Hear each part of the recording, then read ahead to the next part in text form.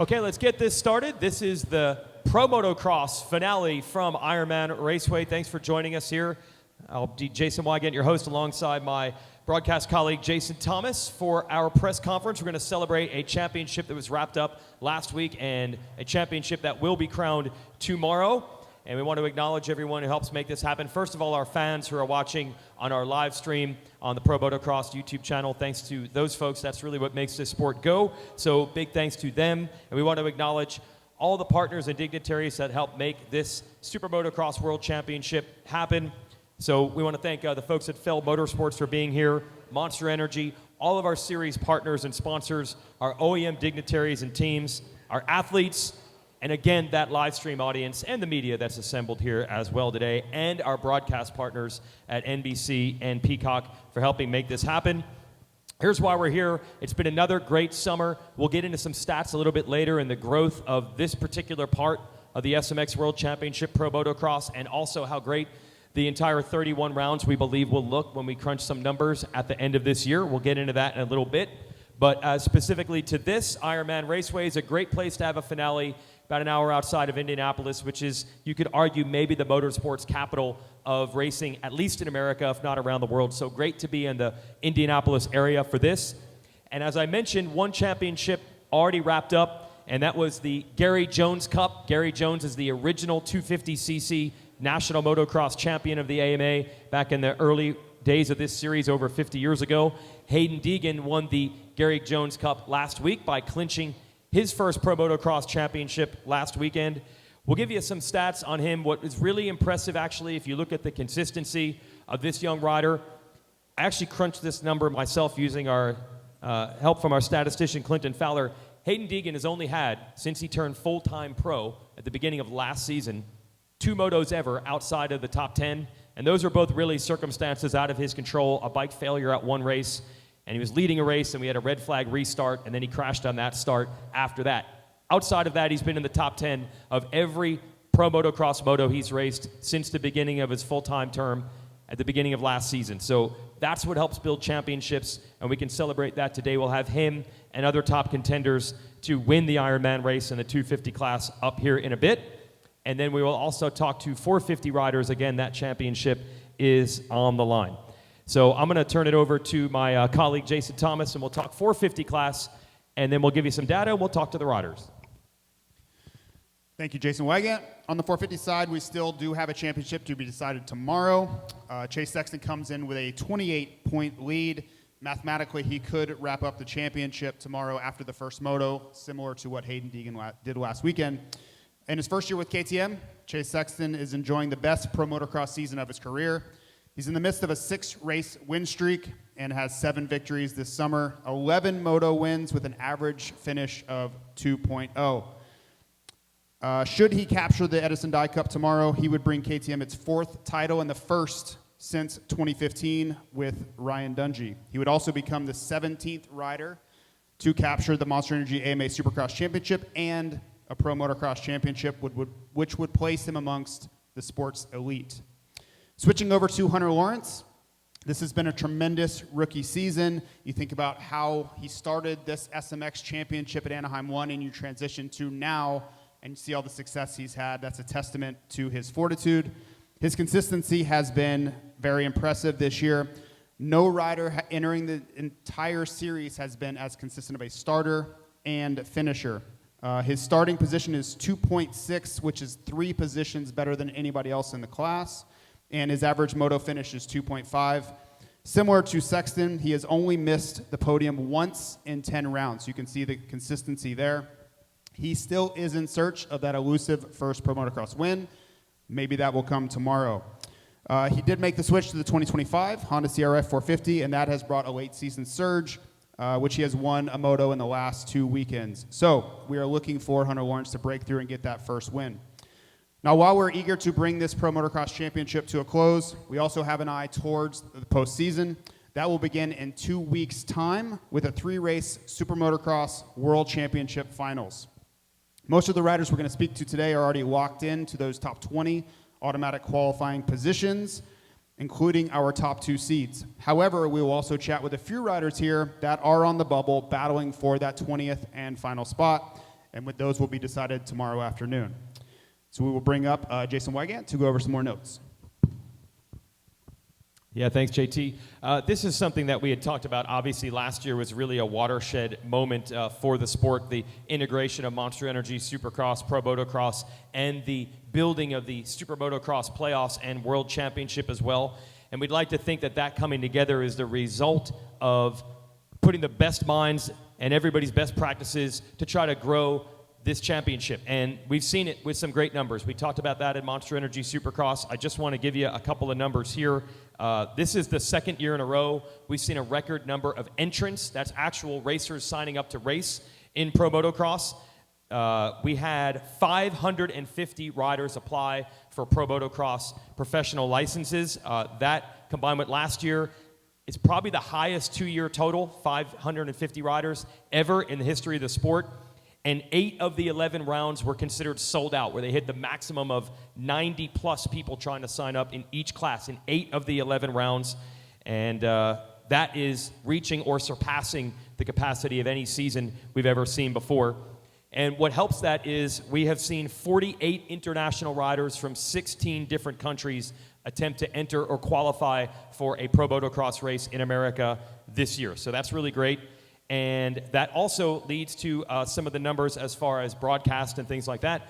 And our live attendance, we're looking at over 150,000 fans who have come to the first 10 rounds of the championship this year. We certainly will add more to that with one round more tomorrow. And the overall attendance was big-time growth last year, and then we continued that growth curve this year as well. And then on the broadcast side, not only are the numbers up, but specifically we can talk about the Washougal round, which reached over 1 million fans live when we take what we call total audience delivery, and that is taking our streaming audience, our NBC audience, and all the other ways to access the racing live, including our international stream. Over 1 million people were watching the Washougal race live, which is a huge watershed moment for the Pro Motocross Championship. We also went over that 7-figure mark a couple times in Monster Energy Supercross this year. So the momentum is really building anyway, from riders wanting to race, fans wanting to attend, fans wanting to watch the races at home, and that's a really great thing for this sport. So for more on those particular topics, I'm going to bring Sean Brennan, the senior PR for Supercross and Feld Motorsports, and we'll have some more words about the growth of the championship. Thank you, Jason. Congratulations, everybody. What a great summer this has been. We do still have one race here in the Pro Motocross Championship that we're excited for. But wow, we have a postseason, year number 2 of the Monster Energy Super Motocross World Championship. And we are excited. 2 weeks, we're going to be back in Concord, North Carolina. Just a couple reminders, mainly here for the media. There are some media moments coming up. Next Friday, we're going to have an advanced media event at Texas Motor Speedway. Thank you to Justin Barsha, Ryder DeFrancesco, Ty Masterpool, and Grant Harlan for all being a part of that. We will be having a mini press conference. We will be going through the David Starr Racing School and doing hot laps. So a little advanced media moment. While we don't have a track built there, we'll be able to actually take advantage of a NASCAR and being there on site. And then some of the numbers that Jason was getting into with the broadcast and some of that, we will have an NBC virtual broadcast press conference on Tuesday, September 3rd at 1 o'clock Eastern Time. And that will be available via Zoom. And that will include our insiders, Jason and Jason, Ricky Carmichael, James Stewart, Will Christian, and then our Spanish language broadcasters, Edgar Lopez and Tommy Rios. For booking travel, all of our press conferences for the playoffs are going to be on Friday afternoon at 11:30. So Super Motocross Playoff 1, ZMAX Dragway, will be at 11:30. Super Motocross Playoff 2, Texas Motor Speedway, 11:30. And then the Super Motocross World Championship, the Strip at Las Vegas Motor Speedway, again at 11:30. So some media moments for all of you guys coming up here over the next couple of weeks. And then as a reminder, what we're doing on Fridays, We'll have a press release going out this afternoon that goes into more detail, but we do have a Friday fan zone that is completely open to fans. So everything will be open starting at 11 o'clock a.m. and will run until 6. Again, our press conference will be at 11:30. And then free practice, all of the riding sessions will be in between 1 and 3:30 in the afternoon, followed by autograph sessions, pit bike racing, and then for the first time ever, the SMX Insiders Live Moto Podcast Mashup Show.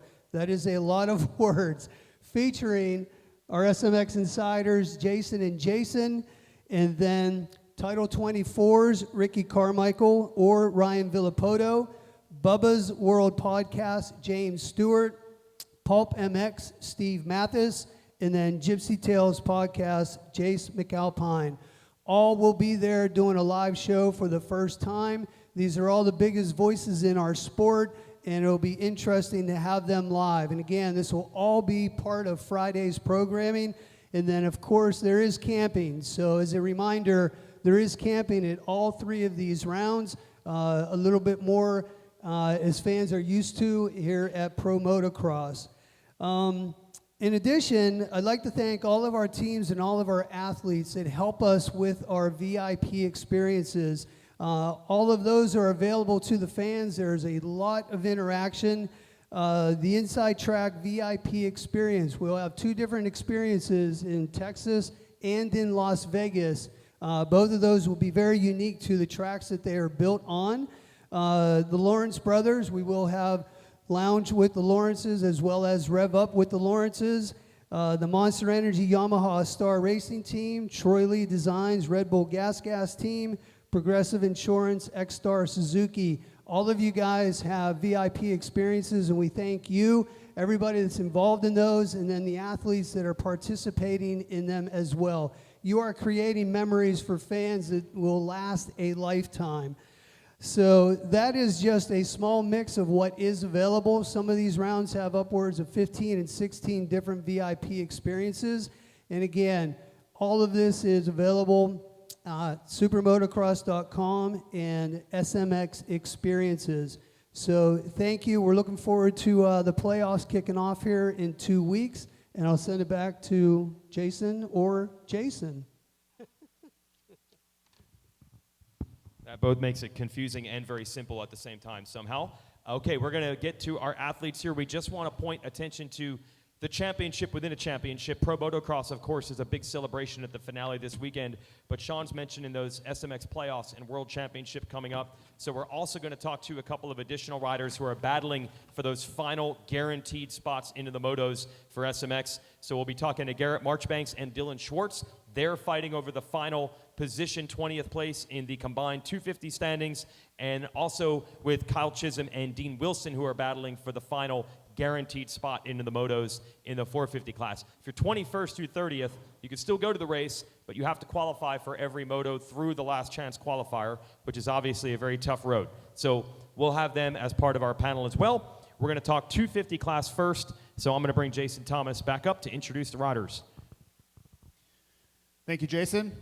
So we will start off with the 250 class with our 2024 250 class champion and also our defending Super Motocross world champion, Hayden Deegan with Monster Energy Yamaha Star Racing. Please come to the stage.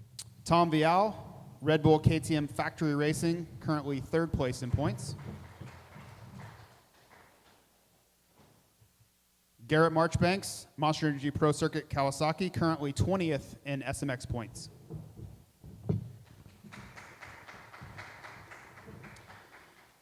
Dylan Schwartz, Toyota Redlands Bar X Suzuki, currently 21st in SMX points, chasing Garrett Marchbanks. And I can't believe I'm saying this, Ken Roxon, Progressive Insurance X-Star Suzuki in his first 250 start since 2013.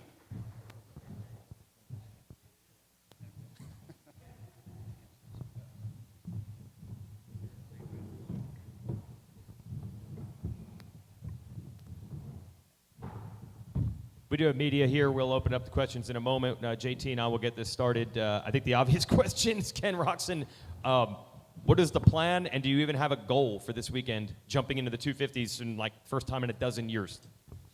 Honestly, I don't even know what to say. This all started with the original, like it was a very quick like spark in my head, and I told my wife, I said, what about if I race 250? And she waited for like 3 seconds. She's like, go do it, go do it. So she made me call Larry right on the spot right there, just so I can't back out of it. And I told Larry, I'm like, hey, are you standing up or are you sitting down? And he's like, I'm sitting down. And I'm like, good. So I unloaded the question, right? And there was a long pause and a little bit of thinking and whatnot. And I was straight up with him, though. I'm like, this would be super exciting. But at the same time, I totally understand because there's a lot of work going into this, you know. And I wouldn't have been mad if it wouldn't have happened. Just, you know, there's other races on our team, and it's just a crazy one-off. And honestly, also with not much notice, right? But I also told him, I'm like, if we're doing it, then we're doing it right? Like, I want to have a good bike and, you know, just put everything into it to stir it up. But this was all a fun thought. Like, that's the main goal. I've done this Supercross, Motocross thing year in, year out now for quite some time. And I kind of just, you know, I want to do what my heart desires, and this was it. And I'm not going to lie, it was a little bit weird when I first jumped off the bike. It's a lot more shifting going on than on the 450. And it took a little bit of getting used to, but I mean, besides that, I've been, you know, I had 4 days on it, and I absolutely have no idea where it will put me and what's going to happen. I'm a little bit nervous on the start. I'm also a little bit nervous to look at the wrong time when it comes to practice and racing, because I'm going to look at the 450 times and not the 250 time. But yeah, there's shifting, the starts, the revs are a lot higher, a little bit scared that I'm going to forget, so I'm going to yell at Billy, my mechanic, just to keep reminding me. So there's just a lot of little details that have to line up, right? But I'm super excited to be, you know, be in a stacked field and just see where I'm at. I have no idea how this is going to go, really. Hayden Deegan, huge weekend for you last weekend. You know, the way you started the series, the way you know, extended your points lead all the way through, really. How do you enter a weekend like this? You know, the championship has won now. Does that remove pressure and you can ride more freely? Or how do you approach it after, you know, you've kind of accomplished the goal? Just what are your thoughts entering this weekend? Yeah, definitely. It is nice to wrap it up. Because you come into the last round, I mean, during the week's training and stuff, I feel I was a little cautious because I had a big points lead, so I wasn't willing to do anything stupid, where now I can kind of get back to training super hard. So, I mean, just go out there, try and execute what I know how to do, and that's the goal. If anyone there in the audience has questions, I'll jump down there with the microphone. I'll ask some questions myself as well. Garrett Marchbanks, I'm going to go to you. This was kind of like Ken Roxon. This was probably not a thought that you even had a couple of months ago, that you'd be back on a 250 and potentially making the playoffs as a 250 rider. So talk about this process and how quickly this has come together for you. Yeah, I mean, we only had 5 days on the bike before Unadilla. Took me some time, just like Kenny said. I mean, there was a lot of shifting, certain things like that. Yeah, it definitely took me probably 2-3 days to get comfortable, especially when I went to Unadilla. My times weren't the best, and was just trying to get comfortable with the bike all around. So I'd say after a few weeks on the bike now, I feel pretty solid on it, and yeah, just going to keep trying to build with it. Mitch Kundra with RacerX. Let's start with Ken Roxon here. You mentioned the revs being a little bit higher. You're known for kind of the, you know, lower revving, more roll speed. Have you had to adjust your riding style going back to the 250F, and just what has that been like, you know, kind of transitioning back to maybe being on the gas more and just revving it more? Yeah, just like you said, you definitely have to rev it more, but I still think there's a proper way of riding a 250. I'm definitely not over-revving it, and I feel like I'm riding the meat of the power, but you have to execute that as well when, you know, you have 39 other guys around. But I'm confident I'll be fine with that. And having said that, you know, I have to give a huge thanks to Bar X Suzuki, because I'm borrowing one of their bikes, and the bike I was super impressed with. So yeah, I think I've been riding the meat of the power, but we'll see later today and tomorrow, I guess. And then what's kind of the status as you're still working back from your knee injury from Supercross, heading into SMX? Yeah, I mean, obviously I would love to be on the level that I was last year, and it's definitely a work in progress to get back there. You can't do the fifth step before the second step. So yeah, I've had a long time off, and I'm just trying to get back to being fit, strong, fast, and not quite where I was last year, but also, again, we have a couple more weeks before SMX, and I'm just taking it one day at a time and just try to improve from the day before. So hopefully get back there at some point, and speed-wise, fitness-wise, and everything. So it's definitely a work in progress, but I think I'm solid just at the moment. And then one quick one for Dylan. I think you had a wrist injury. Can you just walk us through what your season's been like, what the injury's been like, and just the process of dealing with it, trying to ride through it, and everything that's come with it? Yeah, it's been a pretty rough year. Originally was in November, and I've had 4 surgeries on it this year, 2 of them being in between the season, like on the breaks. So it's been rough. Haven't been able to ride at all during the week, so I've kind of just been winging it on the weekend, which isn't ideal. But to be where I am in points, I'm not too mad about it. But yeah, one last go, see what we can do. Scott Yarja, Moto Now blog. Kenny, it's pretty unprecedented to have a rider of your caliber stepping down to the 250 class. What will you be happy with results-wise tomorrow?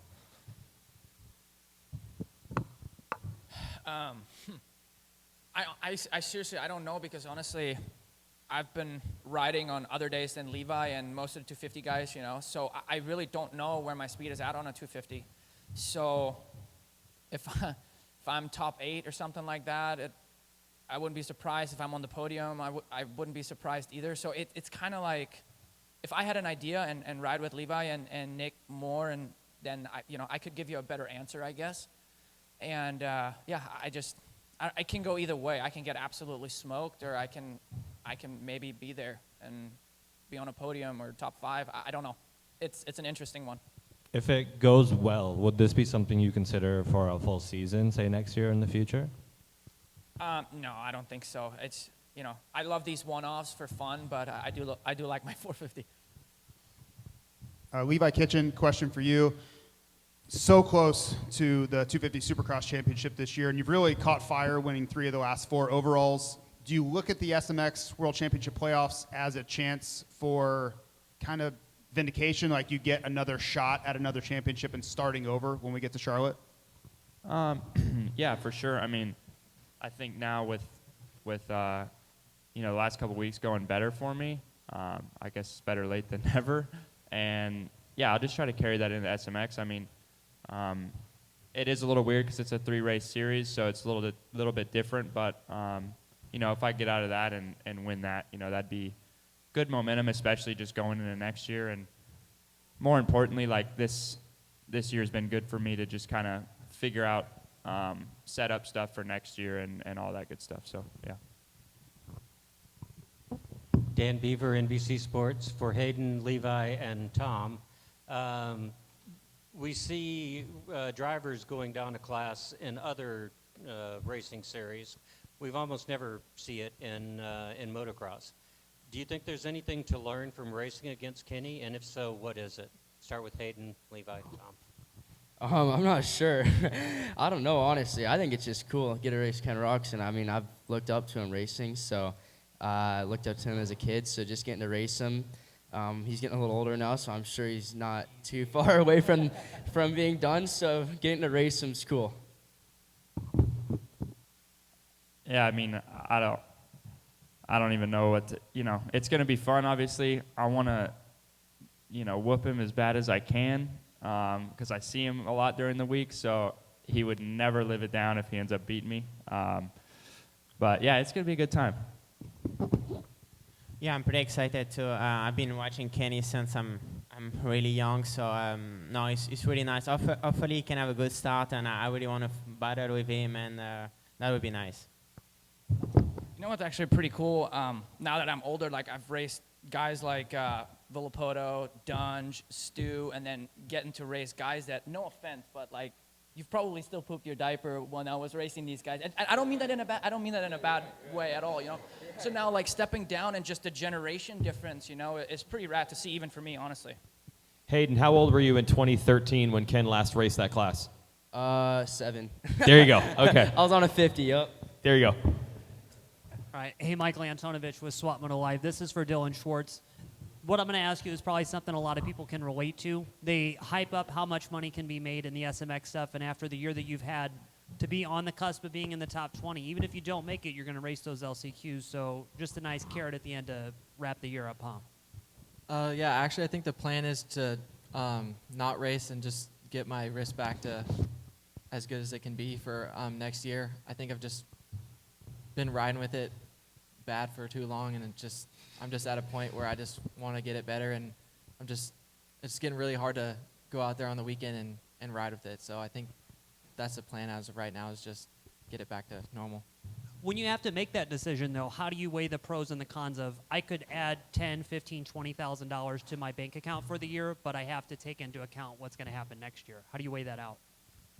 For me, it was just, I don't know. At one point, I was in the top 20 until Garrett decided he wanted to come back and race. But then after that, it was, and then having to get another surgery, it was just, that was a turning point for me. Where I was just like, I'll finish out the season, do as good as I can, and then I just want to rehab this thing and get back to normal. Yeah, I want to follow up on that, Dylan. It's been a struggle the last couple of weekends. Is that the wrist injury, just continually getting worse instead of better? Yeah, it started to feel good around Washougal and Millville, and then at Washougal it actually ended up getting infected, so I had to get another surgery, and they had to cut out tissue and all that, and it just hasn't been feeling great, but I've been showing up, so. A question for whoever would like to take it. When you think about the transition from Montreal Supercross to the Pro Motocross Championship, preparation really starts in April for several riders. Start riding outdoors one day a week, 2 days a week. How do you approach that change from Pro Motocross back to SMX? When do you start making that transition into more what the Super Motocross tracks will be? Yeah, I mean, that's a good question. As far as for me, I've only been on outdoors, and, luckily we have a weekend off, so probably ride a couple days of Supercross next week. And, as far as setup and stuff like that goes, I think that's going to be it was the big question last year, but I think you'll see more people just running more of a Supercross setting. So, I'm excited. Let's go to Levi with this one. Obviously, new team, new bike, new program, everything this year. One, did you expect it to go this well, changing everything like that? And two, how did you make it go this well? Did you have more confidence coming in? Just walk us through the change. And did you ever think you'd get to this level to be a race winner every weekend, Supercross and Motocross? Yeah, I mean, honestly, my goal was to win the Supercross championship, obviously, and I think I had a season that I expected for sure. Outdoors, midway through the season, I would have liked to have done better, obviously, but glad to be doing better now. And yeah, there wasn't really, switching bikes for some can be hard, but for me it was a really easy transition, and the bike's been great, so yeah, it was fairly easy. And you've been riding with Kenny. How does he look so far in the 250 from your point of view? He looks all right. No, he looks good, and honestly, I don't know why he's concerned about his starts. We did starts the other day, and he got me on a couple, and I've been getting pretty good starts on the weekends, so yeah, he's going to mix it up for sure.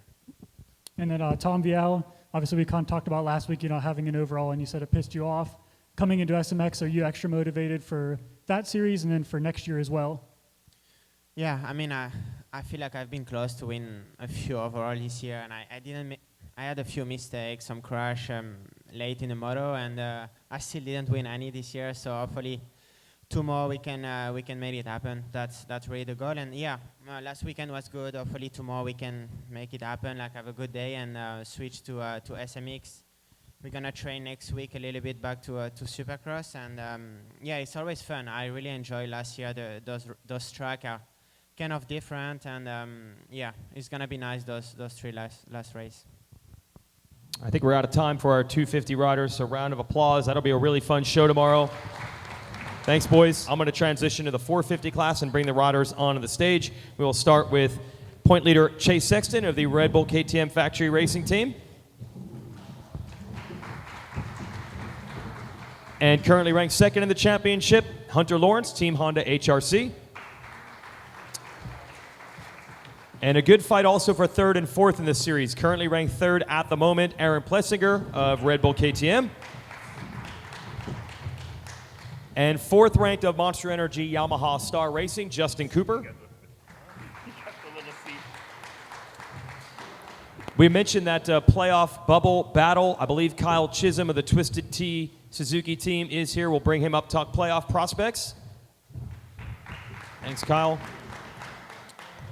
We're hoping Dean Wilson is here, but oh, he is, yes, full privateer. We never know if you're going to make it or not. Good job. Let's hear if Dean Wilson and Kyle Chisholm will battle for the final top 20 spot, combined motocross and supercross points. And then awesome to have the legend, the four-time 450 Pro Motocross champion, Eli Tomac, back. So let's welcome him to the stage as well. And he rides also for Monster Energy Yamaha Star Racing. We'll ask some questions here of the athletes. I'm going to start it off with Hunter Lawrence. Hunter, you always take such a analytical, scientific, maybe almost non-emotional view of it, but it did seem like last week at Budds Creek, you're like, no, I'm starting to get a little mad. I really want an overall before the year is over because you keep getting so close. Yeah, I think it's pretty easy to see. I've went 1-2 multiple times this year, and after the third or maybe fourth time, I was like, yeah, this sucks. It's quite a substantial payday first, opposed to second as well. So, a couple times letting that slip out. You just want to make it happen. So we got one more chance tomorrow. Chase Sexton, I think about 2022 and the end of that championship, you and Eli Tomac went all the way down to the wire, and I think everybody was thinking, well, this will be Chase's series eventually. You go on to win 2023 Monster Energy Supercross Championship, but since then, we were kind of wondering, and here you are. So when you think about 2022, does this feel like, oh, here we are again. Now I'm actually going to maybe go on and win this championship tomorrow afternoon? What's funny is I was, this week I was just scrolling through YouTube, and Ironman 2022 came up. I ended up watching both motos, and it was a really good year, obviously, for me. I learned a lot racing Eli, and I think that's kind of what jumpstart my outdoor career, because before that I was not very good, honestly. So that year kind of built me as a rider, and since then, last year was tough, obviously, coming back after Supercross. I was never really super confident, and then coming into this year, had some struggles in Supercross, was able to build towards the end of the year, and then came out in outdoors and was able to finally start building confidence, and obviously with the new team. So yeah, going back on that 22 year, it was a gnarly battle all the way to the end, and obviously Eli got the better of me, but it was a fun year, and hopefully tomorrow can go well and have some fun. Dan Beaver, NBC Sports for Hunter. You've had a couple of times this year where you've been dominant at stages of races, run really well. Have you learned anything through each of those races that A, you might have done different, and B, that you can bring into Ironman and get that first win here in the final race? Yes and no. It's like I'm just trying to get better and better throughout the year, I'm not racing any mediocre guys by any means, like they're all extremely incredible, and I'm just try my best every time I go on the track, and if it happens, it happens. Like, there's not like, I don't feel like, apart from Redbud, I've really kind of put a foot wrong that has ended up in a really big mistake that might have bit me pretty bad. So it's tough. You can't really rush time or rush progress, and I want to be where I should be or where I might be in 6 months' time tomorrow, so I just take it day by day. Michael Antonovich with Swap Moto Live. This is for Chase. Looking back at the summer that you've had, we all know that you're on a new bike with the new team and all of that, but you've had a lot of moments where undeniable speed, Hangtown, Thunder Valley, Redbud, when you took the points lead over. What moment did you really feel like, hey, everything's coming together, this is my time? I think, honestly, for me, it was right when I got off of, or when we started testing outdoors during Supercross, I realized that the struggles that we had in Supercross, maybe the bike would actually be better outdoors, and those negatives would turn into positives. And for me, the bike is, it really likes the outdoor tracks, and it's a pretty stable bike. So I just felt comfortable from the get-go on outdoors, and I knew as soon as we got on it in preseason testing, I was like, okay, I can be good on this thing for the outdoor series. So since then, I've been really confident, and I really haven't touched my bike all year, aside from a few small things. So I think the team and I made good progress, and looking forward to next year, hopefully we can move some of that stuff onto Supercross. But overall, I've been really confident and happy, and that's obviously made for a fun summer. Tom Klein, I'm the county administrator for Montgomery County, so I want to welcome all of you to Montgomery County, and on behalf of the county commissioners and Mayor Barton of the city of Crawfordsville, welcome to Montgomery County. I want to know what your thoughts are on Godzilla at Ironman Raceway. I think it's sweet. Get some big airtime, man. I did like, they took away my favorite jump, which was the triple step up. I liked when we did that that whole back section along there.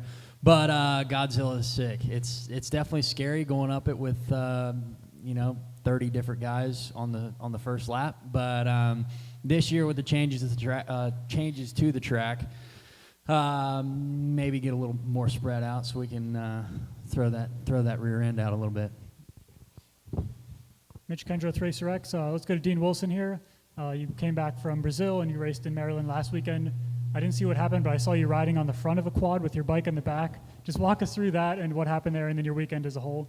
Yeah, so this whole SMX thing's pulled me off the couch to come race a couple of these nationals, and I thought it was out points, and then I seen I was 6 back from Kyle, and then we just made a bit of a joke about it, and I think it's quite hilarious that I'm up here with these boys. It's just quite funny. But I went to Budds Creek hoping to give Ches some, give him the business, and didn't work out. I unfortunately, he paid his buddy to clean my spokes out, and you got chesed. got chesed. So I DNF'd the first moto. Bike was on the back of the quad. The right of Shane back to the pits, and then second moto far outside gate, and we got 1 point. So we did all that effort for 1 point. Ches is 14 ahead now, so it's not looking good for me. I could have not showed up for the weekend, but I was like, it'll probably be my last ever outdoor national. So it will be for sure. So just do it. It'll be fun. And then let's go to Justin Cooper and Hunter Lawrence. Walk us through the full 450 Supercross season, now 450 Motocross season. What's it been like learning the new bike, riding with guys you haven't raced against, and just walk us through that learning curve of everything and staying healthy, and just walk us through it all. Yeah, it's been great. Last year I got a little bit of, my feet wet in the 450 class. Got like 5 rounds under my belt in Supercross, and that was kind of cool. That's where I really felt the difference was those races. Just new guys around you. You're in the 250 class for so long. You're used to the same competitors, and moving up, you are racing guys that you look up to your whole 250 career and stuff like that. So that's where I learned a lot, and it made it a little bit easier coming into Supercross and now Motocross this year. Feel comfortable. I feel like I know all my competitors now, and it's been a good year with the team, learning a lot with the new bike, and sometimes lonely, but we're getting a few teammates back, and it's been a good year, and just looking to keep building. Yeah, same as what you said. Season's long. It's been fun just accomplishing new set goals. You set new goals for yourself, and you try to achieve new things. So I think that's one thing I've enjoyed, is just getting better as a racer and stuff. Exactly what I had in my mind of moving up is to keep developing as a racer and getting better. So that's been really cool, and learning the 450, that thing's a hell of a machine. Scott Yarja, Moto Now blog. Eli, first moto back last weekend was good, second moto not so great. Do you think it was just like lack of time on the bike, still learning the new Yamaha 450?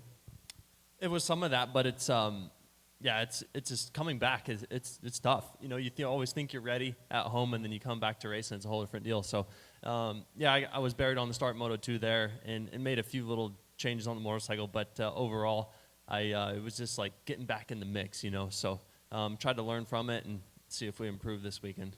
Just to follow on that, can you talk to us a little bit about the decision-making process and how the algebras change with Super Motocross in September now? We've seen riders coming back earlier than maybe they would want to, RJ Hampshire, Cooper Webb, in preparation for that. How did that weigh in for you? Yeah, you're sitting at home, right, during your recovery, and you're like, when you have this, this date in mind that you want to come back, and I actually felt like I maybe could have come back at Unadilla, but I gave myself an extra week.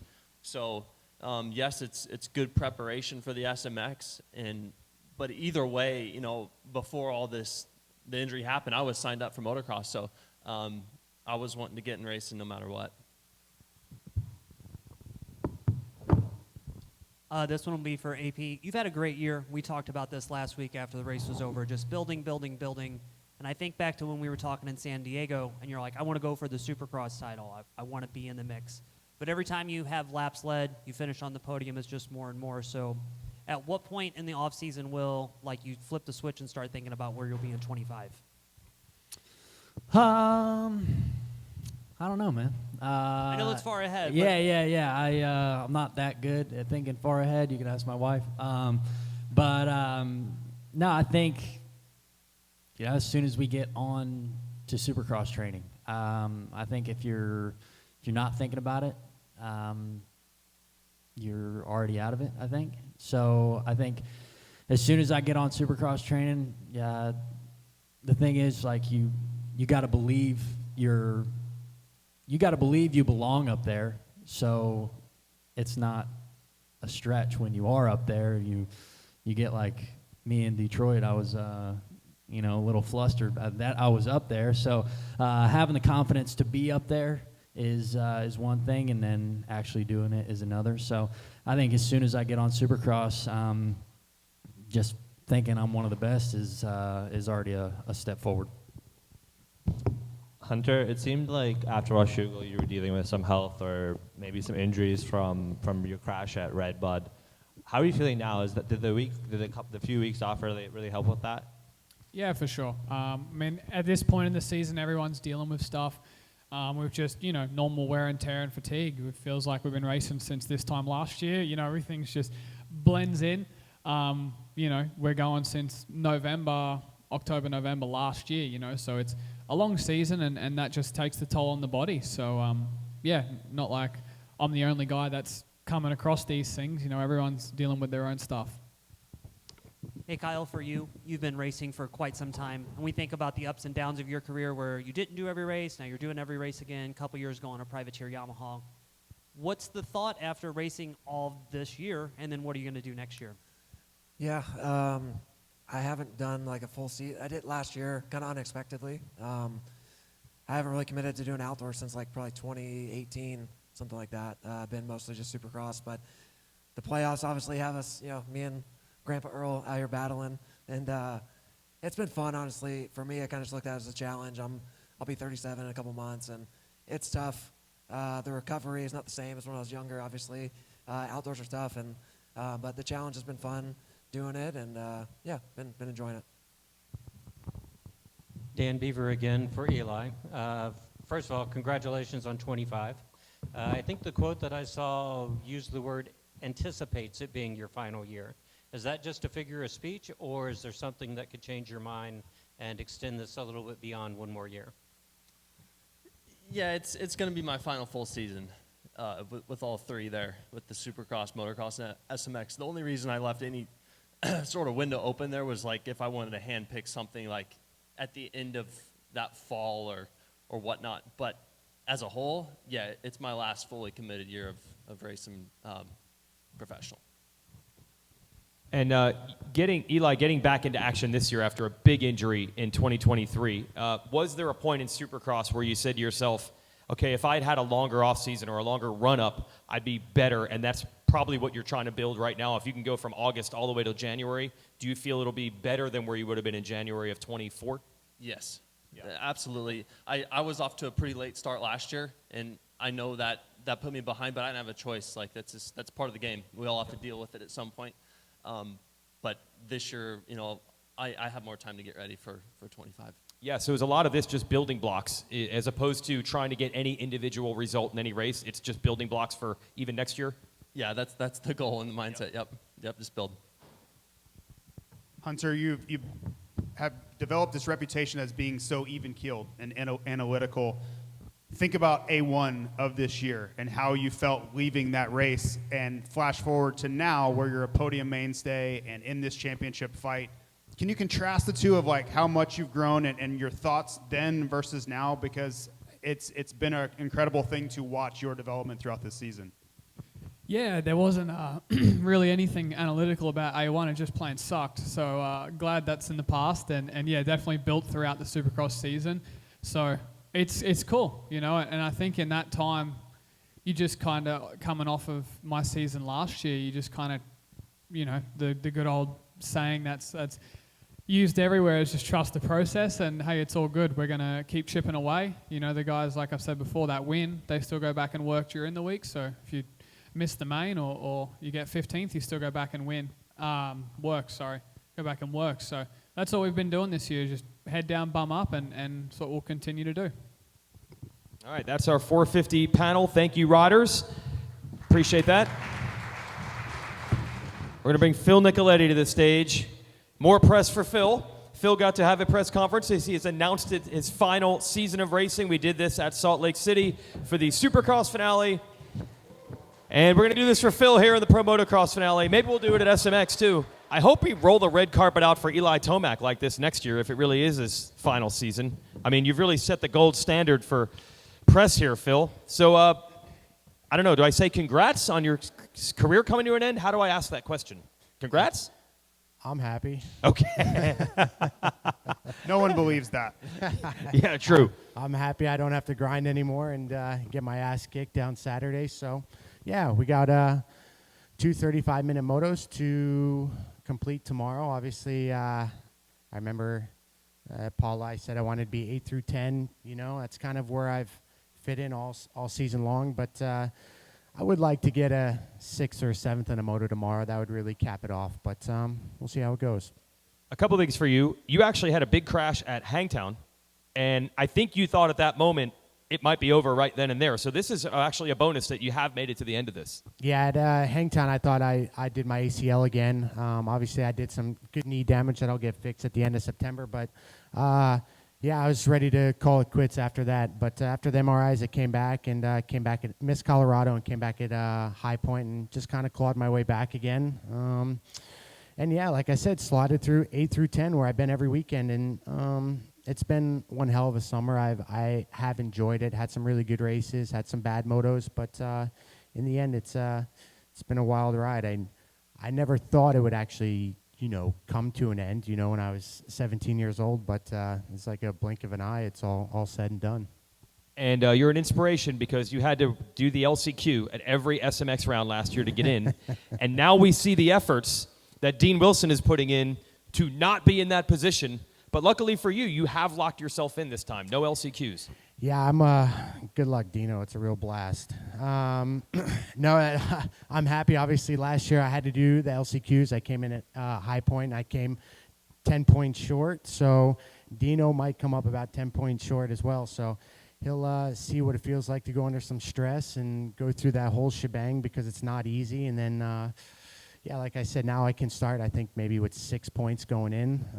Last year, if I would have had an extra 6 points, I probably would have made an extra 50 grand or so. So, yeah, hindsight's 20/20, but yeah, these last 3 races will be a lot easier for me.